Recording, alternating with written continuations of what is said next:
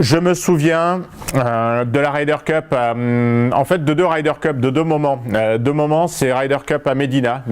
donc aux États-Unis. Et en fait, ce qui se passe,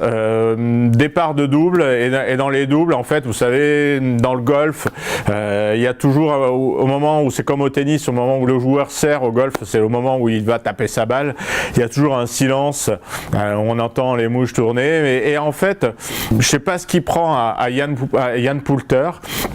Ian Poulter, au lieu d'avoir ce silence au départ du trou numéro 1, ben on le voit un petit peu se retourner vers la foule, faire des mouvements. Et en fait, ce qu'il demandait, c'était à la foule de faire de plus en plus de bruit. Et donc, ça, c'était génial, parce vous aviez autour du départ, je ne sais pas, à peu près 10 000 spectateurs qui hurlaient, qui chantaient, qui criaient USA, puisque c'était plutôt de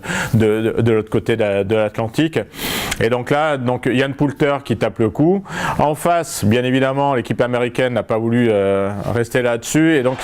Bubba Watson a fait exactement la même chose, c'est-à-dire à motiver la foule de façon à faire de plus en plus de bruit, de plus en plus, et donc là c'était exactement pareil. Et réellement, ce moment-là, c'est pareil, il n'y a que dans la Ryder Cup où on peut avoir des moments aussi